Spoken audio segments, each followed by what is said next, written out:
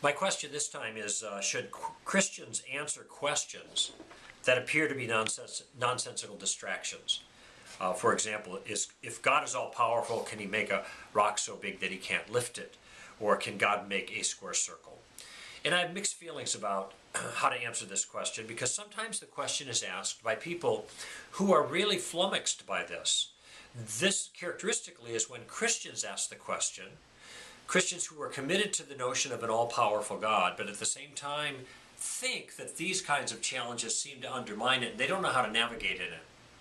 And so in that case, I'm going to want to answer it, even if it's a non-Christian who I think seems to be answering a reasonable question, or rather seems to be asking a reasonable question, one that's reasonable to them, and they're pondering this and they're wondering, and they're flummoxed by it. Well, I'm going to do my best to try to answer it. But I think it is fair sometimes to wonder whether people are asking these questions just to corner you and to trick you and to make you look foolish, and they're not really interested in an answer.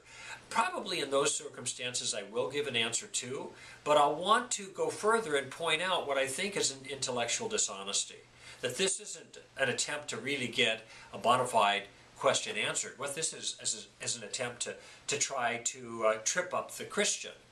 As to whether God can make a rock so big he can't lift it, and as if this is a question of conflict of the notion of his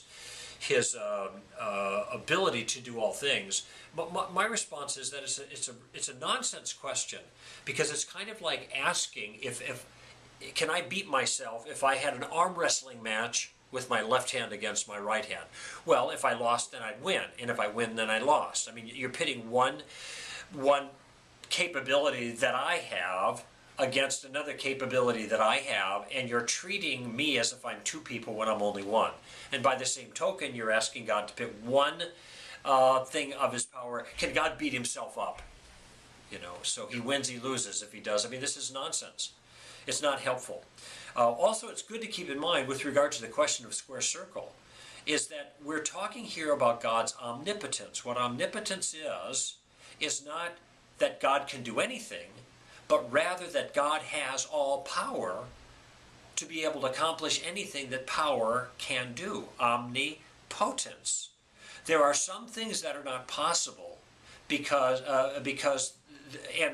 they're not possible because of a logical problem and not anything to do with exertion of power. No amount of power is going to allow someone to make a square circle, because it's a contradiction in terms. And arguably, it is a contradiction of God's own character. The basic laws of logic are grounded in God's character. So God can't go against himself. He can't lie. He can't make mistakes. He can't get things wrong, because all of these are violations of his character. So that God can't make a square circle is actually a virtue, not a vice.